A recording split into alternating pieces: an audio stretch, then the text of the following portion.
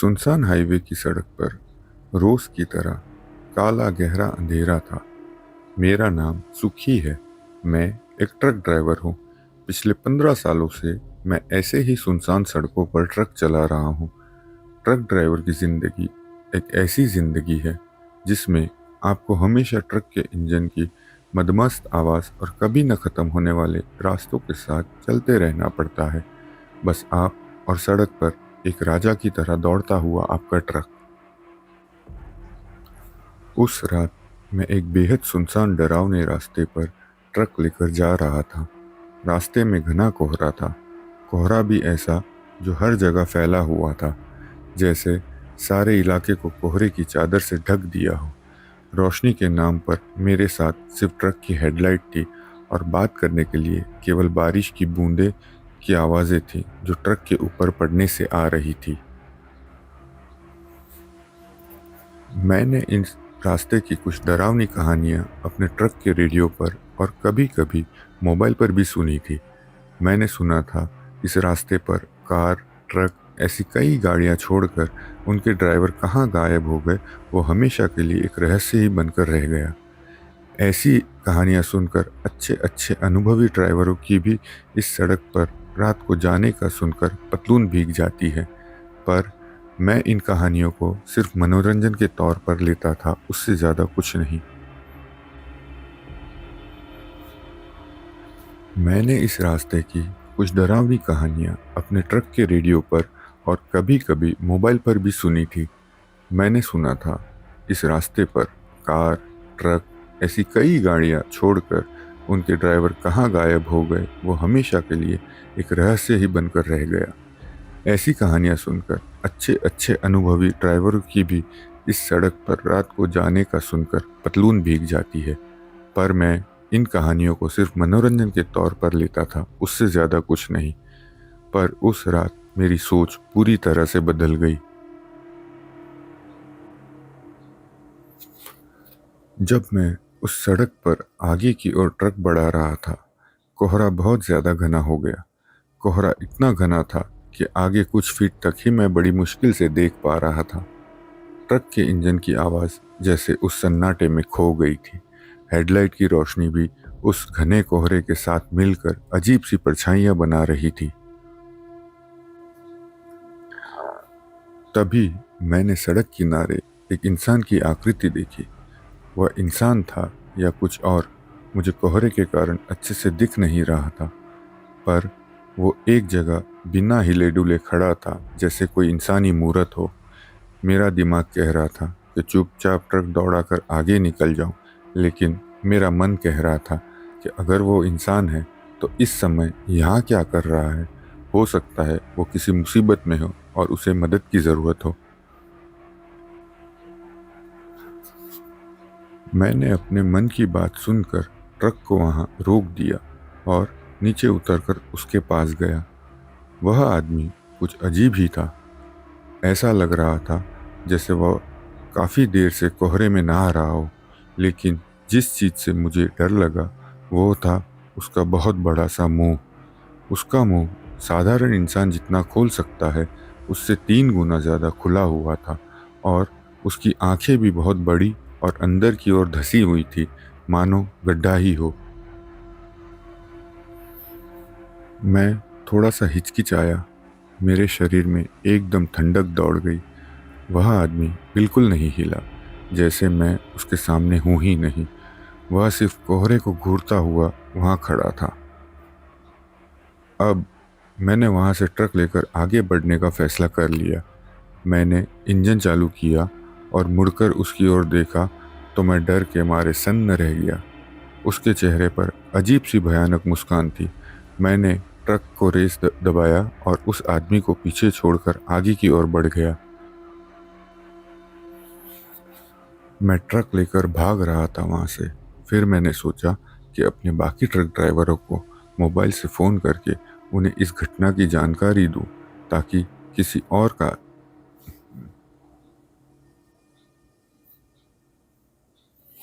मैं ट्रक लेकर भाग रहा था वहां से। फिर मैंने सोचा कि अपने बाकी ट्रक ड्राइवरों को मोबाइल से फ़ोन करके उन्हें इस घटना की जानकारी दूं, ताकि किसी और के साथ ऐसा हादसा कर। मैं ट्रक लेकर भाग रहा था वहां से। फिर मैंने सोचा कि अपने बाकी ट्रक ड्राइवरों को मोबाइल से फ़ोन करके उन्हें इस घटना की जानकारी दूं, ताकि किसी और के साथ ऐसा हादसा कभी हुआ हो तो मुझे सही रास्ता बता सके। पर फ़ोन लग ही नहीं रहा था। जब मैंने फ़ोन में देखा तो नेटवर्क ही नहीं था। सड़क एकदम सुनसान थी। बस एक अजीब सा डरावना सन्नाटा था जो बाहर के कोहरे के साथ दे रहा था। मैंने ट्रक की गति बढ़ा दी, पर ऐसा लग रहा था मानो इस सड़क का कोई अंत ही नहीं है। इंजन की गड़गड़ाहट सुनाई दे रही थी। मैंने 80 से 100 किलोमीटर का सफ़र तय कर लिया था, पर वह कोहरा ज़रा भी कम होने का नाम नहीं ले रहा था। पर अब मुझे थोड़ा यकीन होने लगा था कि वह खौफनाक इंसान मुझसे काफ़ी दूर है और मैं सुरक्षित हूँ। मैंने 80 से 100 किलोमीटर का सफ़र तय कर लिया था, पर वह कोहरा ज़रा भी कम होने का नाम नहीं ले रहा था। पर अब मुझे थोड़ा यकीन होने लगा था कि वह खौफनाक इंसान मुझसे काफ़ी दूर है और मैं सुरक्षित हूँ। मैंने कुछ राहत की सांस ली। आगे दूर मैंने एक पार्किंग की जगह देखी। मैंने वहाँ रुकने का फैसला किया। डर ने मेरे दिमाग को और थकान ने मेरे शरीर को जकड़ रखा था। पार्किंग पर पहुंचकर मैंने ट्रक को रोका और खिड़की दरवाज़ा लॉक कर दिया। मैंने चद्दर से खिड़की को अंदर से ढक दिया और खुद के मन को बहलाने लगा कि शायद थकान की वजह से मैंने उस इंसान को देखा होगा और वो केवल मेरा वहम था।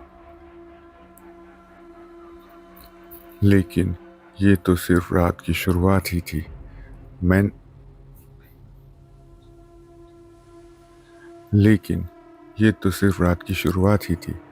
मैं लेटकर काफ़ी देर तक करवटें बदलता रहा। फिर अजीब सी बेचैनी ने मुझे जगा दिया।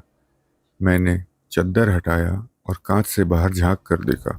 बाहर गुप्त सन्नाटा था और पार्किंग की रोशनी से उस कोहरे पर जैसे परछाइयां बन रही थी। तभी मैं क्या देखता हूँ, फिर से उसी इंसान की तरह दो भयानक इंसान बाहर पहरेदार की तरह खड़े थे। वो मेरे ट्रक की ओर ही घूर रहे थे। डर कर मैंने हेडलाइट ऑन कर दी। उनकी सूरत बहुत ही डरावनी थी। उनका मुंह भी बहुत ज़्यादा खुला हुआ था और कुछ अजीब सी आवाज़ निकाल रहे थे, जैसे आवाज़ का संकेत।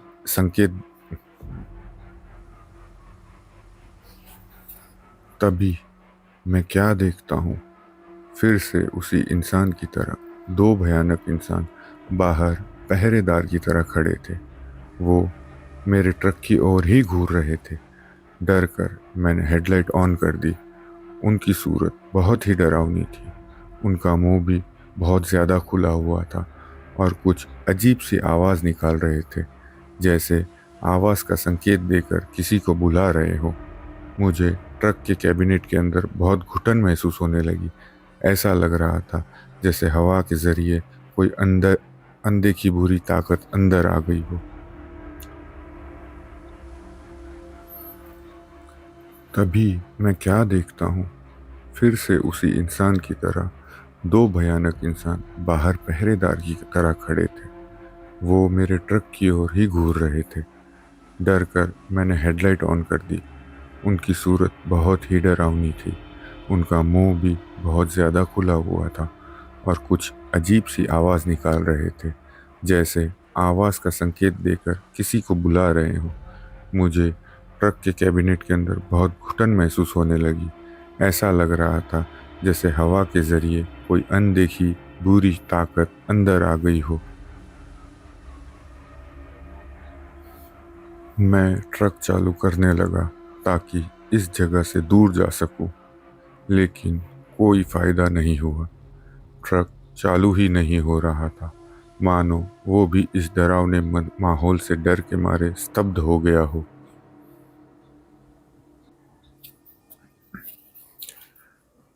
मैं ट्रक चालू करने लगा ताकि इस जगह से दूर जा सकूं, लेकिन कोई फ़ायदा नहीं हुआ। ट्रक चालू ही नहीं हो रहा था, मानो वो भी इस डरावने माहौल से डर के मारे स्तब्ध हो गया हो। वो दोनों जैसे मेरे ड... वो वह दोनों जैसे मेरा डर समझ गए और धीरे धीरे मेरे तरफ बढ़ने लगे। उनकी हरकतें समझ से बाहर थी, जैसे वो चल नहीं रहे हो पर हवा में तैर रहे हो। उनकी वो डरावनी तेज आवाज़ें उस पार्किंग के जगह में गूंज रही थी। पसीने से मेरा पूरा शरीर तरबतर हो गया था। मैं बार बार चाबी घुमाकर इंजन को चालू करने की कोशिश कर रहा था। वो मेरे करीब आ रहे थे। उनकी आवाज़ अब तेज चीखों में बदल गई थी। उनका चेहरा देखकर लग रहा था जैसे जन्मों जन्मों के भूखे हो और आज मैं उनका भूख मिटाने का कारण बनने वाला हूँ। वो ट्रक के लगभग पास आ गए। वो ट्रक के पास लगभग पहुंच ही गए थे कि ट्रक का इंजन तेज आवाज करते हुए चालू हो गया। भगवान ने जैसी मेरी प्रार्थना सुन ली हो।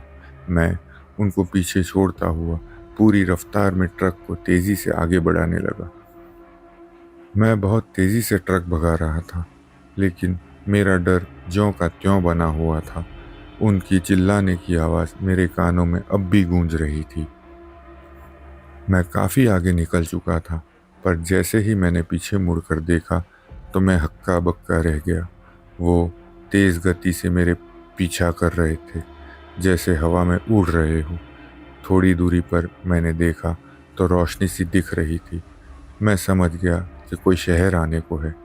मैं उस शहर के पास पहुंचने आ गया था। तब मैंने फिर पीछे मुड़कर देखा तो वो अचानक से एक जगह रुक गए थे। उनकी चिल्लाने की आवाज़ें भी अब मेरे कानों में आना बंद हो गई थी। मैंने राहत की सांस ली और मन ही मन सोचने लगा कि कम से कम वो रुक तो गए वहां, भले रुकने का कारण कुछ भी रहा हो। मैं उस छोटे से दिखने वाले शहर में दाखिल हुआ और एक तरफ ट्रक को खड़ा कर दिया। वहां कुछ साधारण से मानवीय लोग भी दिखने लगे थे। मैं अभी तक डर के मारे पसीने से भीगा हुआ था और मेरा शरीर भी कांप रहा था। मैंने अपना मोबाइल से फ़ोन करने की कोशिश की, पर कोई फ़ायदा नहीं हुआ। मैं उस छोटे से दिखने वाले शहर में दाखिल हुआ और एक तरफ ट्रक को खड़ा कर दिया। वहाँ कुछ साधारण से मानवीय लोग भी दिख रहे थे। मैं अभी तक डर के मारे पसीने से भीगा हुआ था और मेरा शरीर भी कांप रहा था। मैंने अपना मोबाइल से फ़ोन करने की कोशिश की, पर कोई फ़ायदा नहीं हुआ। उनके भयानक चेहरे अब भी जैसे मेरी आंखों के सामने थे। उनकी वो भयानक चीखें अब भी जैसे मेरे कानों के अंदर घुस गई हो, ऐसा महसूस हो रहा था। हल्की हल्की सुबह होने लगी थी, पर वो रात का मंजर अब भी मेरे दिमाग में तरोताज़ा था। मैंने इंजन को चालू किया और धीरे धीरे आगे बढ़ने लगा। हर साया मुझे कोहरे में डर का वही मंजर महसूस करा रहा था। वह शहर अब पीछे छूटा जा रहा था और सड़क पर भी वही खामोशी छा गई। अचानक मेरे मोबाइल पर मैसेज आने की आवाज़ आई। मैंने सोचा शायद यहाँ नेटवर्क है। मैंने देखा तो मेरे साथी ट्रक ड्राइवर ने एक कॉल किया था ताकि सब एक साथ बात कर सके। मैंने उन्हें रात की भयानक घटना बताई। एक साथी ट्रक ड्राइवर ने चिंतित आवाज़ में पूछा, क्या तुम वहीं हो? ठीक तो हो ना तुम? मैंने उन्हें उन भयानक से चेहरे वाले, डरावनी चीखें निकालने वाले, हवा में उड़ने वाले सायों के बारे में बताया। मेरी बातें सुनने के बाद कुछ देर के लिए एक सन्नाटा सा हो गया। सारे चुप हो गए थे। तब एक साथी ने डरी हुई आवाज़ में कहा, सिर्फ तुम्हें ही नहीं बल्कि हमें भी इन सब की कहानियाँ सुनी है और हम में से कितनों ने इस खौफनाक सायों का तुम्हारी तरह सामना भी किया है, पर बाकी इसे सिर्फ एक काल्पनिक कहानियां ही समझते थे। यह सुनकर मेरा पूरा शरीर जैसे सुन्न हो गया।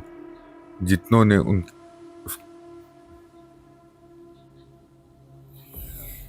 यह सुनकर मेरा पूरा शरीर जैसे सुन्न हो गया। जितनों ने उसका सामना किया था वो सब एक एक कर अपना अपना अनुभव बता रहे थे। मैं सोचने लगा कि मैं अकेला नहीं हूँ। जिसने इन भयानक अजीब से दिखने वालों का सामना किया। ये सोचते ही मैं और डर गया। सबके अनुभव अलग अलग थे, पर किसी को ये नहीं पता था कि वो कहाँ से आते थे, उनका उद्देश्य क्या था। वो भयानक जीव अंधेरे में उन सुनसान सड़कों पर भटका करते थे। जो खुशकिस्मत वहाँ से बच के निकल जाता, उसके लिए वो एक खौफनाक याद बन के रह जाता। मैं ट्रक लेकर आगे की ओर बढ़ तो रहा था, पर बेचैनी भी बनी हुई थी। हाईवे पर अभी भी काफ़ी कोहरा छाया हुआ था। सड़क जैसे ख़त्म ही नहीं हो रहा था। मेरा डर मुझे महसूस करा रहा था कि कहीं न कहीं से वो मुझे देख रहे होंगे और पता नहीं कब मुझ पर हमला कर दें। जैसे जैसे मैं आगे आगे बढ़ता जा रहा था, पूरी सड़क मानो कोहरे में तब्दील हो रही थी। मोबाइल का नेटवर्क भी वापस गायब हो गया। मेरे शरीर का पसीना बर्फ की तरह ठंडा हो गया था। कुछ आगे जाने के बाद मुझे एहसास हुआ कि मैं वापस उसी जगह से गुजर रहा था जहां मैंने पहली बार उस खौफनाक चेहरे को देखा था। हर तरफ घना कोहरा ही कोहरा था। हवाएं जैसे भारी हो गई थी। यह सड़क कभी न खत्म होने वाला चक्र की तरह थी। यह सड़क कभी न खत्म होने वाले चक्र की तरह थी, और यह सड़क एक लूप थी जो घुमाकर वापस उसी भयानक जगह के केंद्र बिंदु में ले आती थी। वो छोटे से बाहर का दिखना साथी ट्रक ड्राइवर वो छोटे से शहर का दिखना, साथी ट्रक ड्राइवरों से कॉन कॉल में बात करना, सब एक छलावा था। उस जगह से गुजरने के बाद वो गुजरने वाला व्यक्ति पास हो या कितनी ही दूर, इन जीवों को उससे कुछ फर्क नहीं पड़ता था। इस सड़क से गुजरने वाले हर किसी को ये जीव परेशान किया करते थे।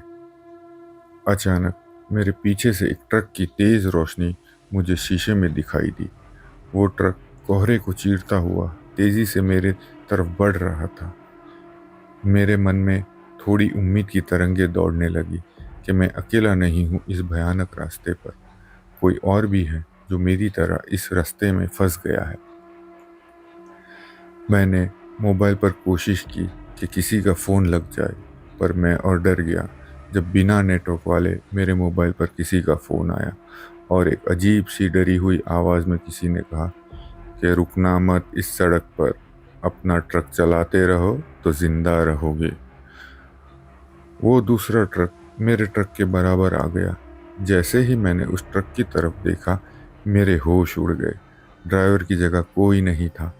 ट्रक अपने आप चल रहा था बिना ड्राइवर के। मैं सोच सोच कर पागल हो रहा था कि कहाँ आकर फंस गया मैं। फिर वो ट्रक तेजी से आगे गया और मानो कोहरे में गायब हो गया।